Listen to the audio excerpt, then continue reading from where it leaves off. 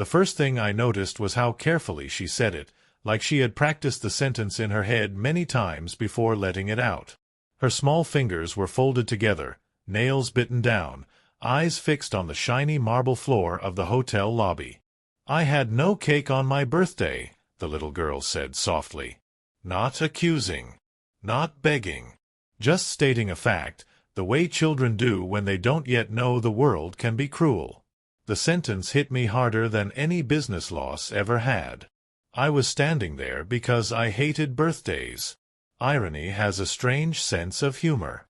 Mine was tomorrow, and I had escaped my penthouse to avoid the noise, the fake smiles, the champagne that tasted like nothing. At 29, with a net worth that magazines like to argue about, I had everything except the one thing money never learned how to buy: silence inside my head. The lobby smelled of polished wood and expensive flowers. People passed by without noticing the girl. She was small, maybe 6 or 7, wearing a faded yellow dress that had once been bright. Her hair was tied with a ribbon that had lost its color, just like hope loses its shine when it's stretched too thin. I looked down at her and, without knowing why, crouched so my eyes were level with hers. "No cake," I repeated, as if saying it again would make it make sense. She shook her head. "Mama said cakes are for when we have extra." She paused, then added, "We didn't have extra." Behind her stood a woman who looked like life had been heavy for a very long time. Tired eyes. A smile that tried its best but couldn't quite reach the edges. She seemed embarrassed, like her child had revealed something that should have stayed hidden. "I'm sorry," the woman said quickly. "She talks too much." The girl glanced back at her mother and then at me, fear flickering for a moment, like she was afraid she had said something wrong. Something inside me shifted. I had walked past homeless families before. I had donated money without looking at faces. I had signed checks big enough to feed entire blocks. But this was different. This wasn't a statistic. This was a birthday without a cake. A moment that would stay with her forever, even if she forgot the details. "What's your name?" I asked. "Lena," she said, almost smiling now. "Lena," I repeated. "How old did you turn?" She held up 7 fingers proudly. 7. Mama made rice with egg. It was good. Her mother touched her shoulder. "It was her birthday yesterday," she said quietly, almost apologetically. "We were just resting here before the bus." I glanced toward the glass doors. Outside, luxury cars slid past like the world was on fast forward. Inside, time had slowed to the rhythm of a child's honesty. "You don't look like someone who needs to take the bus," I said gently. The woman gave a small, sad laugh. Looks can be generous. There was something familiar in her tone. I recognized it because I used to hear it in my own voice years ago, before money replaced uncertainty. People forget that some billionaires weren't born into silk sheets and silver spoons. Some of us remember empty fridges and quiet birthdays. I stood up and hesitated. I didn't know the rules here. I didn't know what was appropriate. I only knew that walking away would be the easiest thing, and the one I would regret. "Do you like chocolate cake?" I asked Lena. Her eyes widened, like I had just offered her a piece of the moon. "I like any cake." I smiled despite myself. "Fair answer." Her mother opened her mouth, probably to refuse, to say no, to protect her dignity. I didn't give her the chance. "There's a cafe upstairs," I said. "They make good cake." Too much cake, actually. I expected resistance. Instead, the woman studied my face, as if trying to decide whether the world was finally being kind or just setting up another disappointment. Slowly, she nodded. The cafe was quiet, bathed in warm light. Lena sat on the edge of her chair, feet swinging, eyes glued to the glass display. When the waiter placed a slice of chocolate cake in front of her, with a single candle I hadn't even asked for, she froze. "For me?" she whispered. For you, I said. She looked at her mother for permission. When she got a nod, she clapped once, softly, like she didn't want to scare the moment away.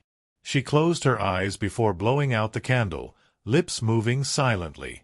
I wondered what a child wished for when life had already taught her to expect so little. As she took her first bite, chocolate smudged her lips, she smiled in a way that made the room feel brighter. Not the polite smile people give me at charity galas. A real one. The kind that doesn't know how to hide. Thank you, her mother said, voice trembling just enough to betray how much this meant. You didn't have to. I know, I replied. And that was the truth. We talked while Lena ate. Her mother told me her name was Marisol. They had moved recently, chasing work that kept slipping through their fingers. Temporary jobs. Temporary rooms. Nothing stable enough to build a future on. Lena, between bites, told me about school, about how she liked drawing houses with big windows. So the sun can come in, she explained seriously. At some point, she looked at me and asked, "When is your birthday?" "Tomorrow," I said. Her eyes sparkled. "Will you have cake?" "I suppose I will." She nodded thoughtfully. "You can share mine. Birthday cakes are better when you share." Somewhere between the coffee cooling in my cup and the crumbs on the plate, something dangerous formed in my chest. Not pity. Responsibility. Before they left, I paid the bill and stood as they gathered their things. Marisol thanked me again, and Lena hugged my leg without warning, her arms thin but fierce. "Happy early birthday," she said. I watched them walk out, hand in hand, disappearing into the city that rarely looked back. As I turned toward the elevator, my phone buzzed. A message from my assistant. Tomorrow's birthday event confirmed. Press, investors, influencers. The usual spectacle. I stared at the screen, then at the spot where Lena had stood. That night, lying awake, Lena's words echoed in my mind. I had no cake on my birthday. If this story touched your heart even a little, take a moment to like this video and subscribe to the channel, because stories like this one change everything when they're shared. By morning, I had made a decision that would shock my board, confuse my friends, and alter the lives of people who had no idea my name yet. But I hadn't realized one thing. Before I could do anything, something unexpected was already set in motion, something that would make Lena's missing birthday cake seem like the smallest detail in a much larger story. The next morning, the city woke me before my alarm ever could.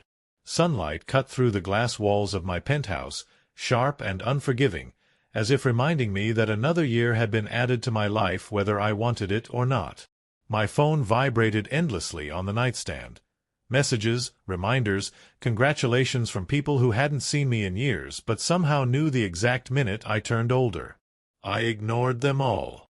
Instead, my mind returned to a yellow dress, chocolate on a child's lips, and a sentence that had cracked something open inside me. I stood under the shower longer than usual, letting the hot water run until my skin turned red.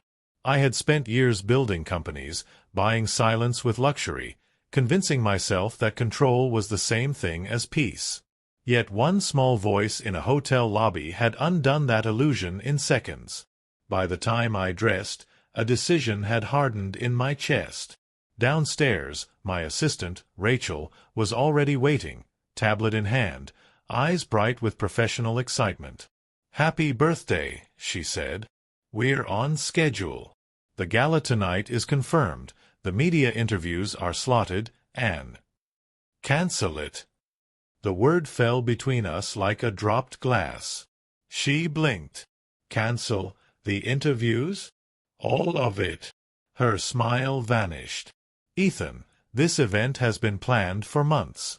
Sponsors are flying in. Investors. I don't care."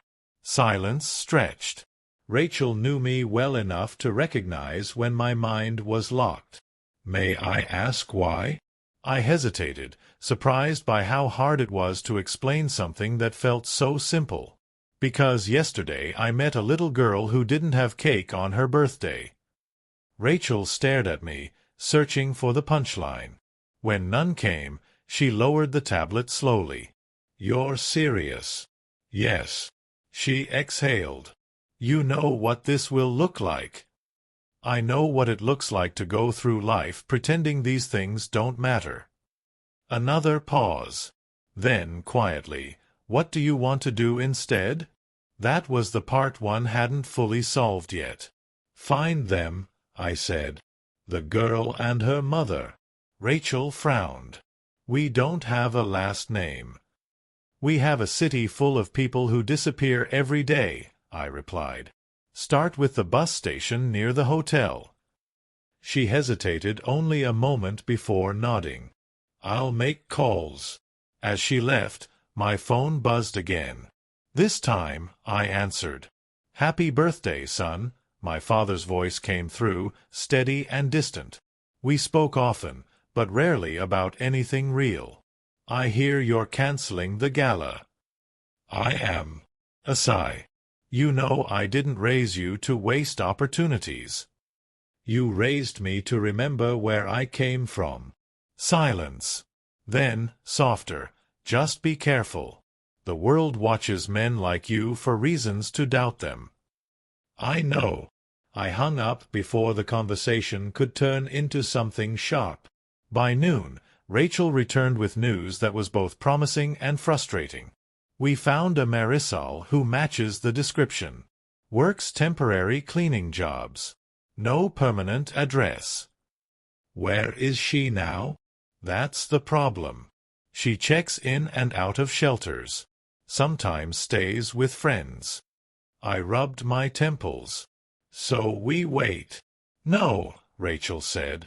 We follow patterns. Hours passed. Meetings were ignored. Emails piled up unanswered. For the first time in years, my calendar was empty, and it felt like standing on the edge of something unfamiliar. Late afternoon, Rachel's phone rang. She listened, nodded, then covered the receiver. A shelter on the east side. A woman and a child arrived this morning. Yellow dress. My heart kicked hard enough to hurt. The shelter was nothing like the hotel lobby. The air smelled of disinfectant and tiredness. Voices echoed, children laughing, adults murmuring, the sound of lives pressed close together. People looked at me with curiosity, suspicion, and something else I couldn't quite name. Marisol stood near a window, filling out a form. When she saw me, her pen slipped from her fingers. You, she said, disbelief plain on her face. Hi, I replied, suddenly aware of how out of place I looked. I hope this isn't strange. She glanced around, then at Lena, who was sitting on the floor drawing with a stubby blue crayon. The girl looked up, recognition flashing across her face. Cake man. I smiled despite myself. That's one way to remember me. Marisol ushered me aside. You shouldn't be here. Why not? Because people like you don't come back, she said quietly. And when they do, it's usually for reasons that hurt. Her honesty stung more than any accusation could have. I came because I couldn't stop thinking about her, I said, nodding toward Lena. And because today is my birthday. Her expression softened, just a little. Happy birthday. Thank you. Lena ran over, holding up her drawing. It was a house with enormous windows and a sun that filled half the page. Beside it were 3 stick figures. This is my mama, she explained, pointing. This is me. And this is you. I swallowed. Who am I in the picture? The one who brought cake, she said simply. Marisol watched my reaction carefully. What do you want, Ethan? The use of my name caught me off guard. I want to help. That's a dangerous word. I know. So let me be specific. I lowered my voice. I want to offer you stability. A place to stay. Time to breathe. No strings. She laughed softly, but there was no humor in it. There are always strings. Not this time. She looked at Lena, then back at me. Why? I searched for the right answer and realized there wasn't one that wouldn't sound inadequate. Because if I don't, I'll spend the rest of my life pretending I didn't see you. Before she could respond, a commotion rippled through the shelter. A man near the entrance raised his voice, angry, sharp. Staff hurried over. Lena flinched, pressing closer to her mother. Marisol's shoulders tensed, instinctively protective. "This is why we don't trust promises," she whispered. "Things change fast." I felt something else then, not just responsibility, but urgency. "Come with me," I said. "Now." Her eyes widened. "You can't just." "I can," I said firmly. "And I will." She hesitated, torn between fear and exhaustion. Lena tugged at her hand. "Mama," she whispered, "I like him." Marisol closed her eyes for a long moment. When she opened them, there were tears there. "If this goes wrong," she said, "I won't forgive you." "That's fair." As we walked out together, the shelter doors closing behind us, I had no idea that this choice, made on impulse, driven by a child's missed birthday, was about to collide with a past I thought I had buried, and a future that would test just how much a promise was really worth. The drive was quiet at first, the kind of silence that sits heavy because everyone is thinking the same thing but no one knows how to say it. Lena pressed her forehead to the window, watching the city blur past as if she were afraid it might disappear if she blinked. Marisol sat stiffly in the passenger seat, hands folded in her lap, eyes forward, every muscle in her body prepared to run if she needed to. I was suddenly very aware of the power imbalance in the car. Leather seats, tinted windows, a driver who didn't ask questions. I wondered how many times Marisol had trusted someone only to regret it. "We don't need to go far," I said, trying to soften the tension. "Just somewhere quiet." She didn't answer. The car pulled into a residential neighborhood far from the glass towers and noise. Trees lined the streets, their leaves catching the late afternoon sun. We stopped in front of a modest but well-kept building, nothing extravagant, nothing that screamed billionaire. "This is yours?" Marisol asked. "One of them," I replied. "It's empty." Her lips pressed into a thin line. "Temporary. As long as you need." She turned to me, eyes sharp. "Ethan, I don't want charity." "I'm not offering charity," I said. "I'm offering time." Lena hopped out of the car before either of us could say more. She stood on the sidewalk, looking up at the building, or written across her face. "It has so many windows," she whispered, as if afraid the house might hear her. Marisol's resolve wavered at that. Inside, the apartment was simple, clean. Sunlight spilled across the hardwood floors just as Lena had drawn it. She wandered from room to room, touching walls, opening and closing doors, laughing quietly to herself like she was testing whether this was real. Marisol stayed near the entrance. "What do you expect from us?" she asked again. "Nothing," I said.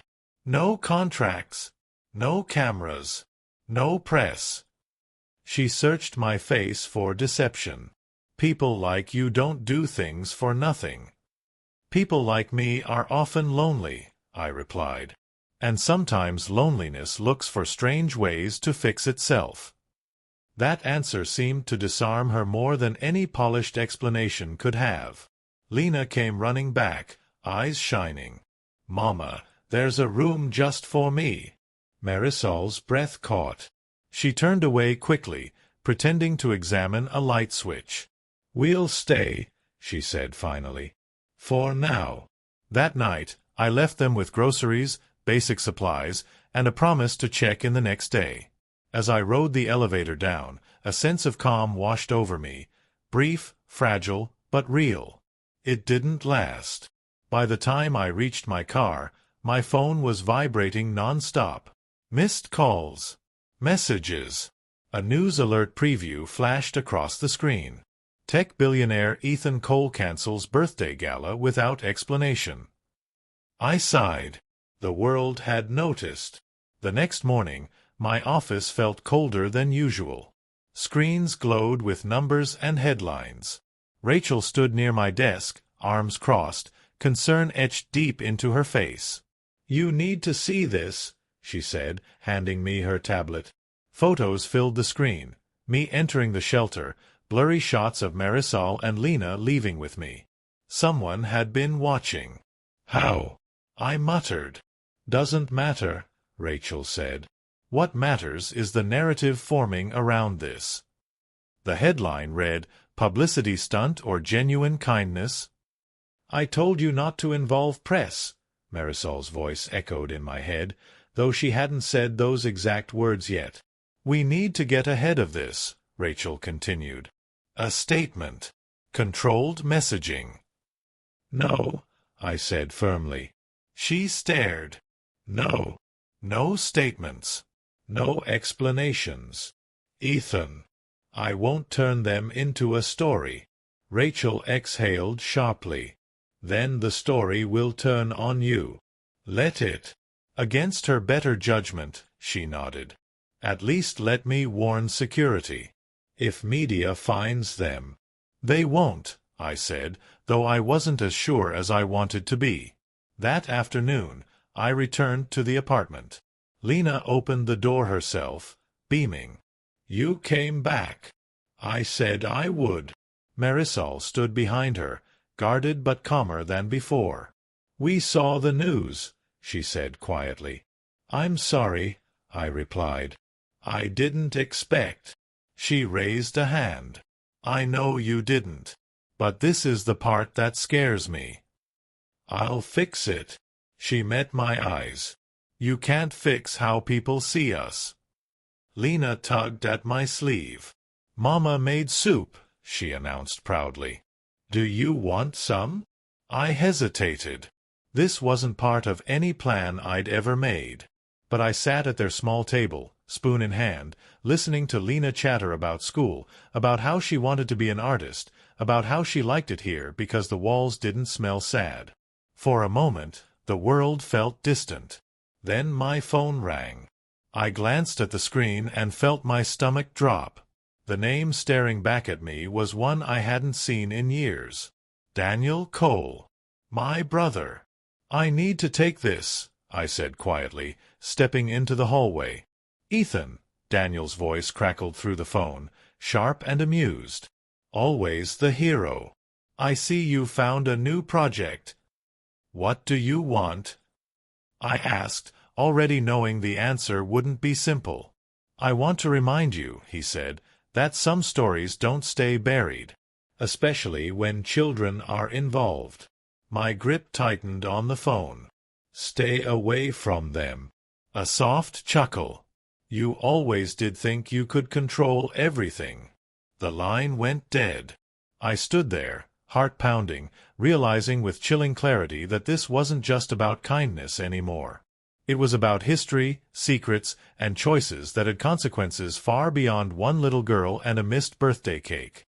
Inside the apartment, Lena laughed, unaware that the fragile safety forming around her had just been threatened, and that the next move I made could either protect her world or shatter it completely.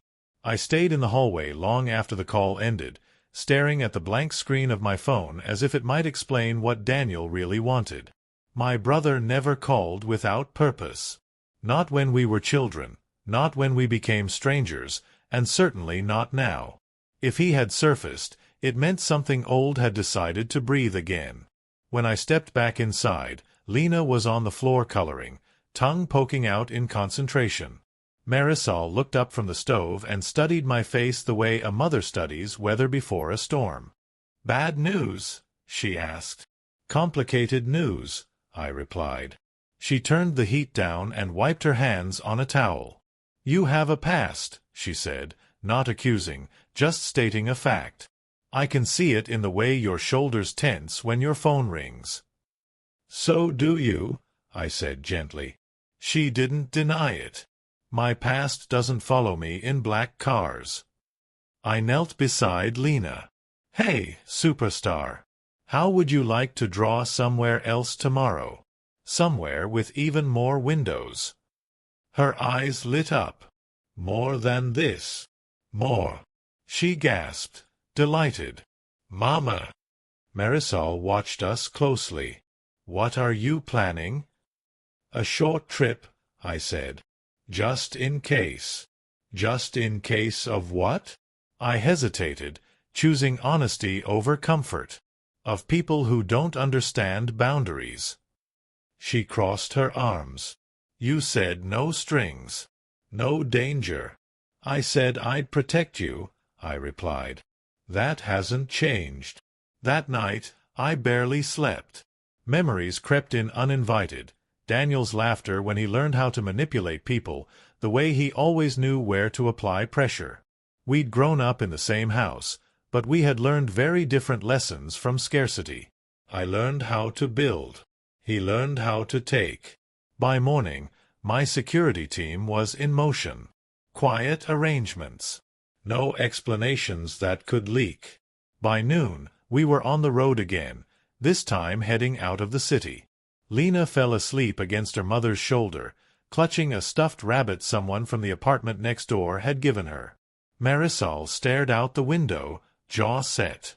"You don't trust me," she said suddenly. "I trust you," I replied. "I don't trust the world." She nodded slowly. "Fair."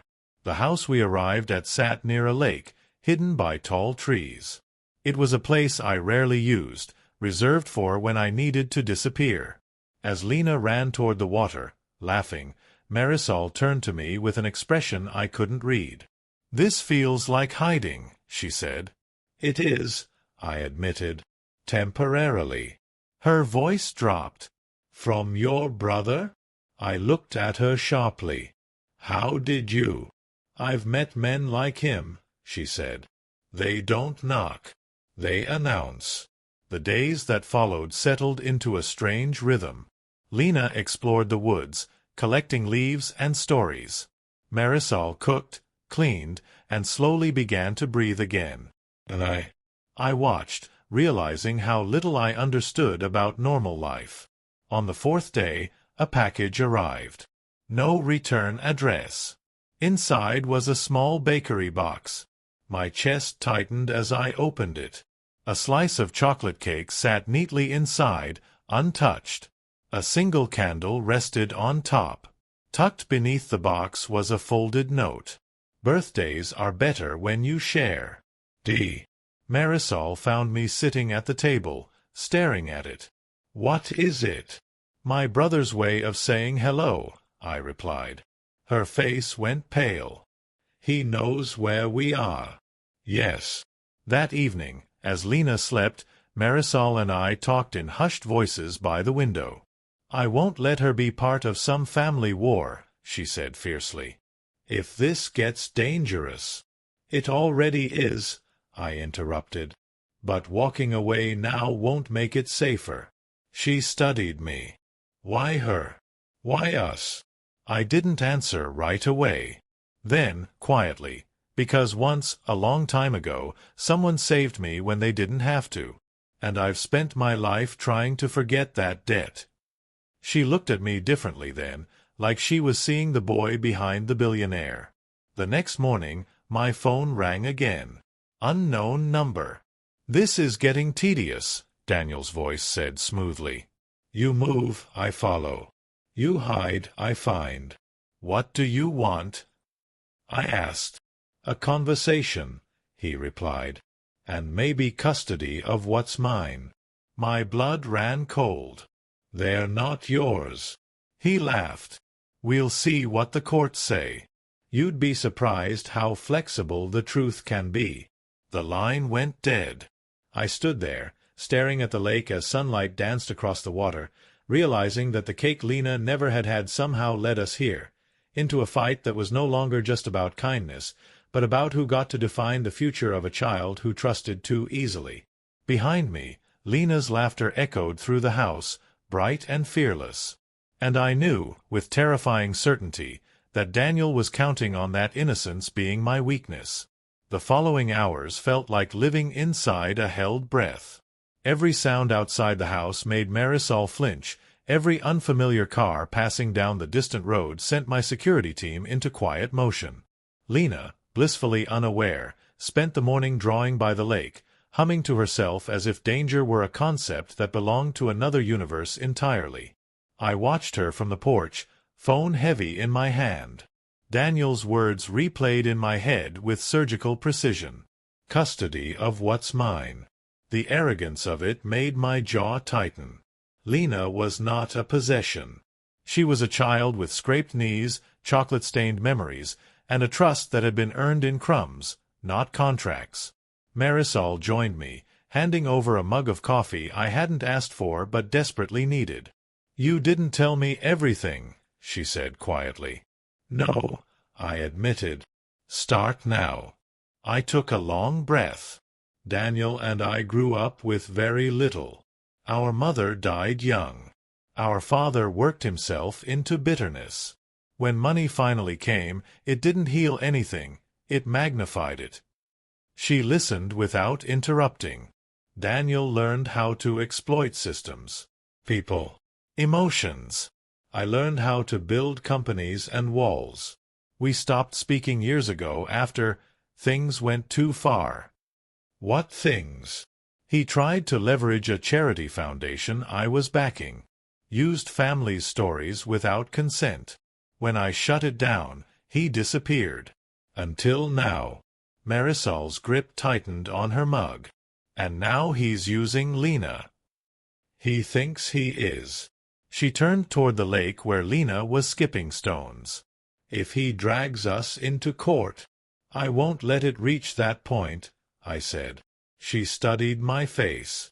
That's not an answer. That's a promise you might not be able to keep. Before I could respond, one of my security leads approached quietly. "Sir, we have movement." My pulse spiked. Where? Private investigator. Not local. We intercepted him a mile out. No contact made. Marisol's face drained of color. "We can't stay here." "I know," I said. Lena came running up, cheeks flushed. "Mama, I made a wish stone. You throw it and wish really hard." Marisol knelt and brushed hair from her daughter's face, forcing a smile. "That's beautiful, sweetheart." I crouched beside Lena. "What did you wish for?" She shrugged. "That people stop being mean." The simplicity of it hurt more than any threat Daniel could make. Within an hour, plans changed again. Bags packed. Routes altered. The kind of life I'd mastered, rapid pivots, strategic disappearances, was now dragging two people who never asked for it along behind me. As the car pulled away, Marisol finally broke the silence. "If this gets worse," she said, "I'll leave. I won't let Lena grow up running." I met her gaze. Running isn't the same as surviving. Her voice trembled. "You don't know what it's like to lose everything." I almost laughed at that, but there was no humor in it. "I know exactly what it's like," I said softly. "That's why I won't let it happen to her." Hours later, we arrived at another location. This one less remote, more shielded by normalcy than isolation. A townhouse tucked between others, indistinguishable, forgettable. The safest places often were. That night, after Lena fell asleep clutching her rabbit, Marisol sat across from me at the small kitchen table. "If Daniel files something," she said, "he'll paint me as unstable. Poor. Unfit." "I won't allow it," I said. "You don't get to decide that," she replied sharply. Then her voice cracked. "I fought too hard to keep her." I leaned forward. "Then let me fight with you." She searched my face, fear and resolve colliding. "Why are you really doing this, Ethan?" The question lingered between us. "Finally," I said, "because when I was 8, I told a stranger I didn't have cake on my birthday." "And he walked away." Her eyes softened. And you never forgot? No. The next morning brought another blow. Rachel called early, her voice tight. Daniel's team filed an emergency motion last night. Not custody, yet. An inquiry. He's alleging child endangerment. Marisol sank into a chair when I told her. They're going to take her, she whispered. No, I said firmly. They won't. But as I looked at Lena, peacefully asleep in the next room, I realized something terrifying. Daniel didn't need to win. He just needed to scare us enough to make one mistake. And somewhere deep down, I knew the next move wouldn't come from a courtroom or a phone call. It would come from Lena herself, because secrets have a way of surfacing when least expected, and the smallest voice in the room often holds the most dangerous truth. The inquiry moved faster than I expected. Faster than it should have. That alone told me how deeply Daniel's fingers were already pressed into the system. Within 48 hours, a social services officer requested an interview. Not demanded, requested. Polite words, sharp intent. Marisol barely spoke that day. She moved through the townhouse like a ghost, folding clothes that didn't need folding, wiping counters already clean. Lena sensed the shift immediately. Children always do. Are we in trouble? She asked me while coloring at the table. No, I said quickly. Why would you think that? She shrugged. Mama's eyes look rainy. That night, Marisol finally broke. I found her sitting on the bathroom floor, back against the tub, hands covering her face. The sound she made wasn't loud. It was worse than that. Controlled, exhausted, years of fear compressed into quiet breaths. I can't lose her, she whispered. I can't. I knelt in front of her. You won't. You keep saying that, she said, lifting her head. Her eyes were red but steady now. But what if you're wrong? The question cut deeper than any accusation Daniel had thrown at me. I didn't answer immediately. Instead, I said the only thing that mattered. Then I'll still be here. The interview took place the next afternoon. Neutral room. Neutral faces. Lena sat between Marisol and me, swinging her legs, oblivious to the stakes. The officer smiled kindly, asked routine questions. Housing. Income. Stability. Daniel's shadow wasn't visible, but it was everywhere. And Mr. Cole, the officer said, turning to me, what is your relationship to the child? I paused.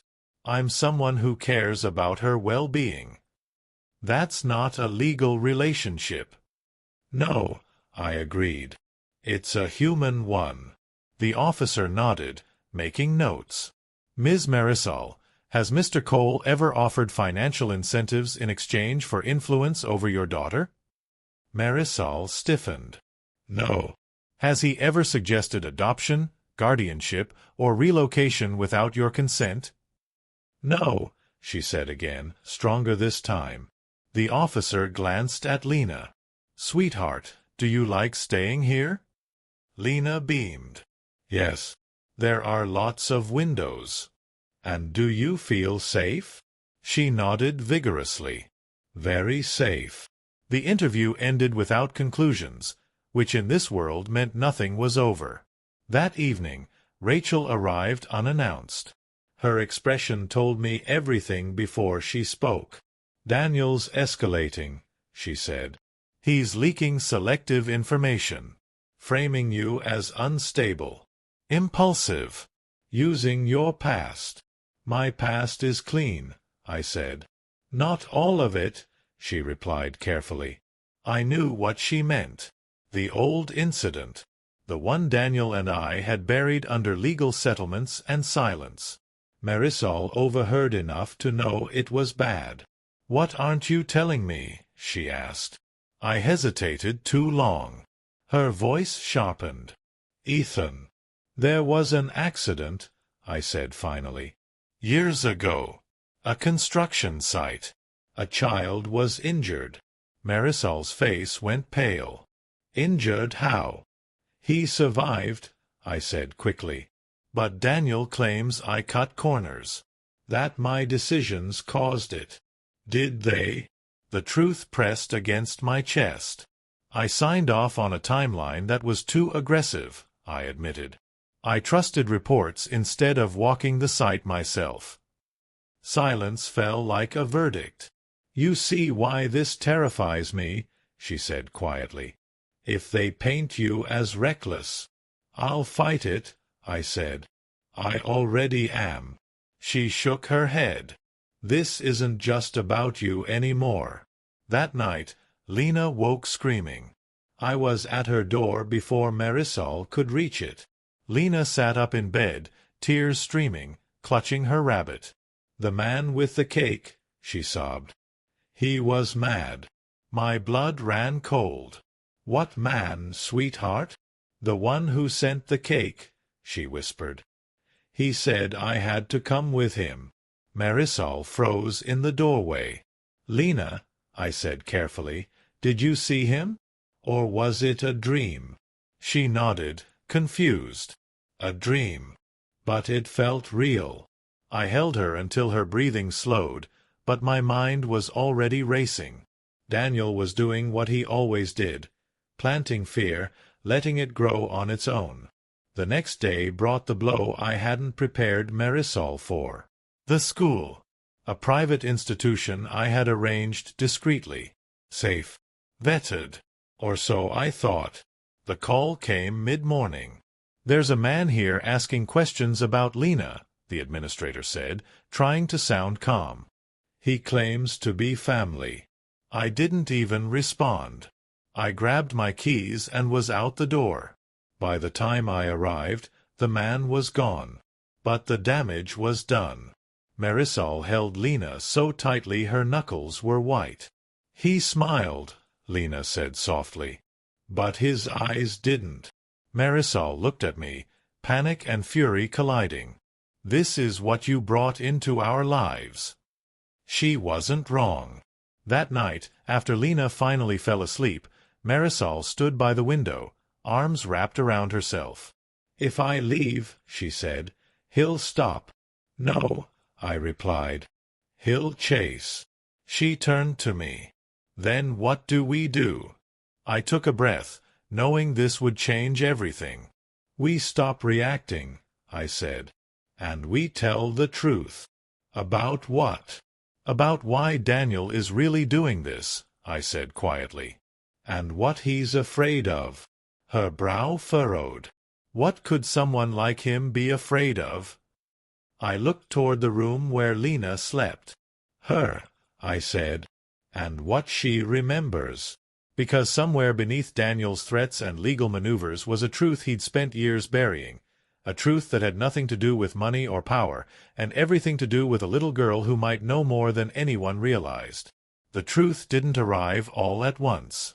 It surfaced in fragments, the way old memories do when you're finally forced to look at them. That night, after Marisol's question hung unanswered between us, I went into the study and locked the door. I pulled up files I hadn't opened in years, encrypted folders, legal records, internal emails. Names blurred together until one stood out, burning against the screen. Elena Ruiz. I hadn't said her name out loud in almost a decade. She had worked at one of Daniel's early ventures, back when we were both still pretending to build something meaningful together. A single mother. Quiet. Efficient. The kind of employee who never complained because she couldn't afford to.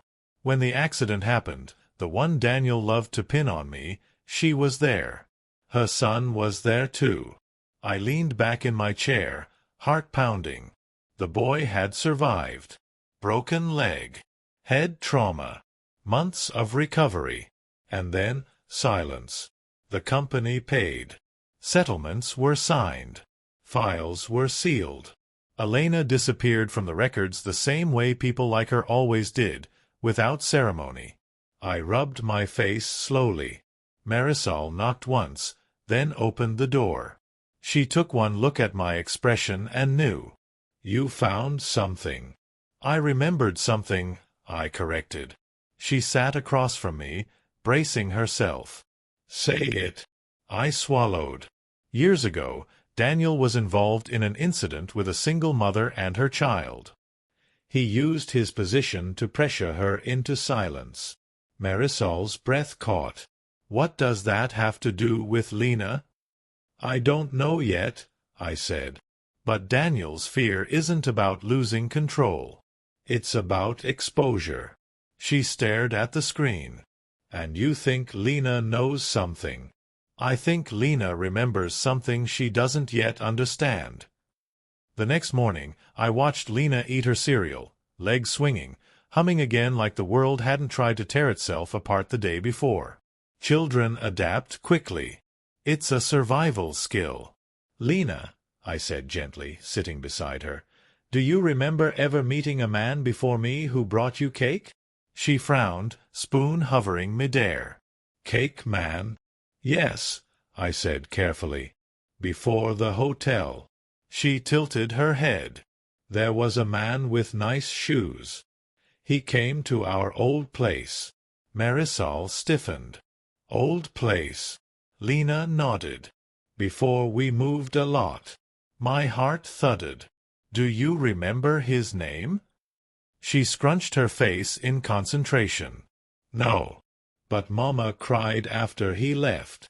Marisol's face drained of color. Lena. He gave me cake, Lena continued innocently. But Mama threw it away. The room felt suddenly too small. Why did she throw it away? I asked softly. Because she said it was bad cake, Lena replied. She said some cakes make you sick later. Marisol closed her eyes. I stood slowly. Marisol, I said, keeping my voice calm, have you ever worked for my brother? Her eyes snapped open. Fear flashed across her face, then something else, resignation. No, she said quickly. I didn't push.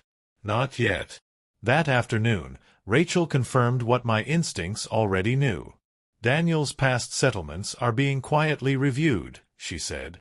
Someone leaked sealed information. Daniel wouldn't leak his own dirt, I said. No, Rachel replied. Unless he thought someone else was about to. The walls were closing in, not on us, but on him. That night, Marisol finally told me the truth. We sat on the edge of the bed after Lena fell asleep, the house quiet except for the hum of distant traffic. Marisol twisted the hem of her sleeve between her fingers, a habit born from years of holding herself together. My real last name isn't Marisol, she said. I waited. It's Ruiz. The name landed like a hammer. Elena Ruiz was my sister, she whispered. The room spun. She worked for Daniel, Marisol continued, voice shaking now. She trusted him. When the accident happened, he blamed her. Said if she talked, she'd lose everything. She believed him. What happened to her? I asked, though part of me already knew. She got sick, Marisol said. Stress, guilt, fear. By the time she realized Daniel had lied, it was too late. My chest burned. And Lena? She's her daughter, Marisol said. Not mine. The silence that followed was unbearable. I took Lena because there was no one else, she went on. I changed our names. I moved. I ran. Not from the world, from him. I leaned forward, elbows on my knees, trying to breathe. Daniel knows. He suspects, she said. He always did. That's why he keeps circling. And Lena doesn't know? She was too young to understand, Marisol said. But children remember feelings. Faces. Smells. I thought of Lena's dream. The man with the cake. Angry eyes. Daniel wasn't trying to take Lena because he cared. He was trying to silence a witness. A soft sound came from the doorway. We both turned. Lena stood there, clutching her rabbit, eyes wide. "Why are you crying?" Marisol rushed to her. "Sweetheart, you should be asleep." "I heard my mama's name," Lena said softly. Marisol froze. I knelt beside them. "Lena," I said gently, "do you know who your mama is?" She nodded. "Auntie says my mama is in the sky." Marisol broke down, holding her tightly. Lena looked at me over Marisol's shoulder. "The cake man didn't like when I talked about her," she said quietly. "He said I should forget." My blood ran cold. Daniel wasn't afraid of the past resurfacing. He was afraid Lena might one day say the wrong thing to the wrong person. And now, without meaning to, she already had. Outside, a car engine idled a little too long across the street. And for the first time since this began, I knew with absolute certainty. We were out of time. The car outside eventually drove away, but the fear it left behind didn't. It settled into the walls, into our breathing, into the quiet spaces between words. That night, none of us slept. Lena stayed curled between Marisol and me on the couch, her small hand wrapped tightly around my finger as if she somehow knew that letting go might make everything fall apart. By morning, the choice was no longer mine alone. I called my lawyers, not the ones who smoothed problems away with money, but the ones who understood exposure, truth, and consequences. I opened every file, every sealed agreement, every quiet payoff Daniel had ever orchestrated under my signature or near it. If this was going to end, it would end in the open. Marisol watched me make the calls, her face pale but resolute. "Once you do this," she said, "there's no going back." "I know," I replied. "But Lena deserves a future that isn't built on running." Daniel made his move before noon. The message arrived not as a threat, but as an invitation. A location. A time. "One chance," he said, "to handle this privately. For old time's sake." I didn't respond. Instead, I went public. The press conference wasn't glamorous. No dramatic lighting. No speeches polished by public relations teams. Just me, standing in front of cameras, telling the truth I should have told years ago. About the accident. About my mistakes. About how power had been used to silence people who never had enough of it to protect themselves. And then I said her name. Elena Ruiz.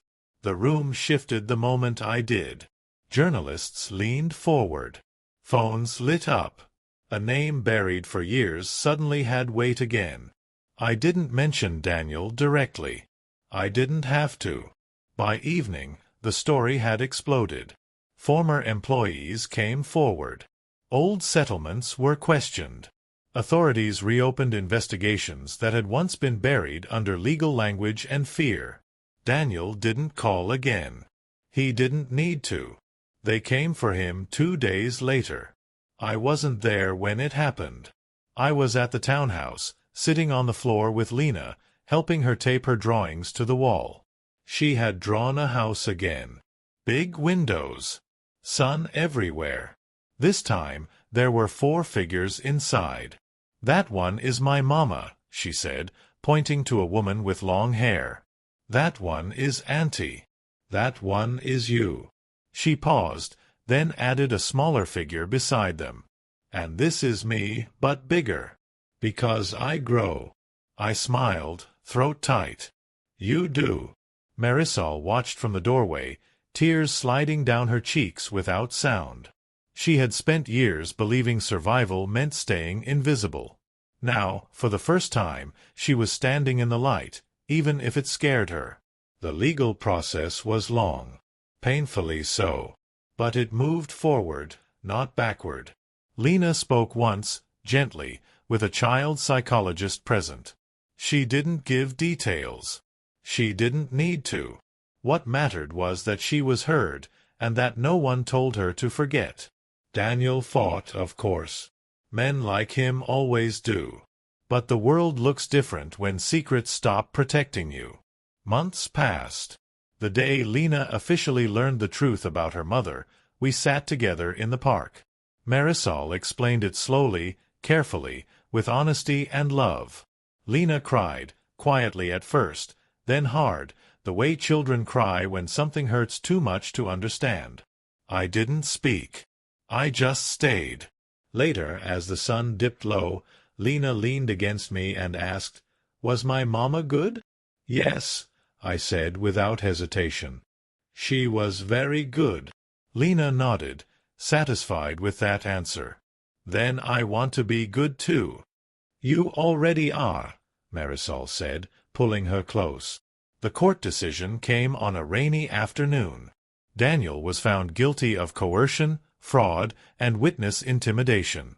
His empire didn't collapse overnight, but the foundation cracked beyond repair.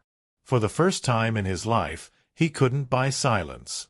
When it was over, when the noise finally quieted, Marisol did something that surprised me. She smiled. Not the cautious smile of survival. A real one. "I don't have to run any more," she said. "No," I agreed. "You don't." Lena started school again, this time without fear. She made friends.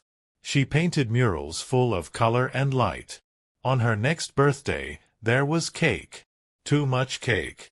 Chocolate, vanilla, strawberries. Candles everywhere. She made a wish, eyes closed, lips moving silently. Later, when I asked what she wished for, she shrugged and said, "I already got it." I didn't throw another gala. I didn't need one. Instead, I founded a trust in Elena Ruiz's name, one that protected families from being silenced, that made sure no child's truth could be buried by power again. It wasn't redemption. It was responsibility. Sometimes, late at night, I think back to that hotel lobby. To a little girl in a faded yellow dress who said one simple sentence that cracked my world open. "I had no cake on my birthday."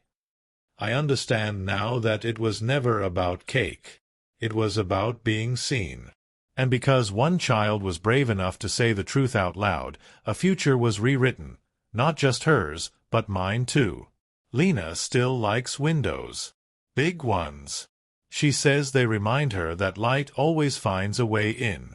And every year on her birthday, before she blows out the candles, she looks at me and says the same thing with a grin that makes the world feel right again. Birthday cakes are better when you share.